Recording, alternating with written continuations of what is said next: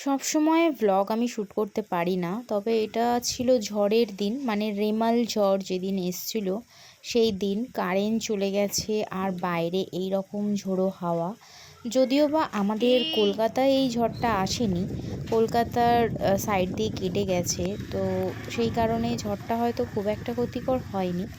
তবে এই ঝড় বৃষ্টির রাতে এই যে মানুষটা এখানে গাড়ি নিয়ে ঘুরছে, এত বৃষ্টি হচ্ছে, এত অন্ধকার, চারিদিকে কারেন্ট নেই, তারপরেও কিন্তু উনি ওনার কাজের জন্য বেরিয়েছেন, মানে উনি যাতে দুটো পয়সা ইনকাম হয়।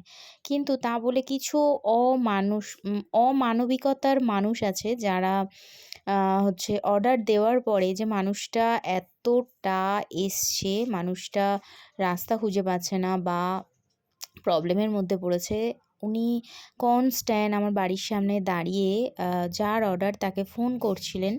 আর তিনি একবারের জন্য বাইরে বেরিয়ে এসে ওনাকে বলতে পারছেন না যে আমি এখানে আছি, বা আমি একটু দাঁড়ান, আমি ছাতাটা নিয়ে বেরোচ্ছি, আমি পার্সেলটা আপনার কাছ থেকে নিয়ে যাব। তো এটা হচ্ছে জোম্যাটো বয়, যে অনলাইন অ্যাপগুলো থেকে আমরা ঘরে বসে অতি সহজেই খাবার ডেলিভারি করে খাবারগুলো পেয়ে যাই। সেই মানুষ আজকে এই ঝড় বৃষ্টির রাতে বেরিয়েছে। কতটা অসহায় এই মানুষগুলো! এই মানুষগুলোর কথা হয়তো আমরা কেউ বুঝি না, কেউ জানি না।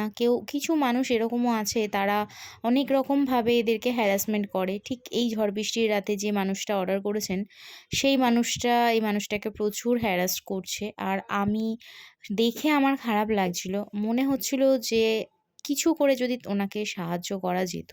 তো সবার কাছে রিকোয়েস্ট করব, যারা এই অনলাইন অ্যাপ থেকে খাবার ডেলিভারি করছো, এই দাদাদেরকে এত হ্যারাসমেন্ট না করার জন্য, তাতে ওদের অনেকটা ভালো হয়।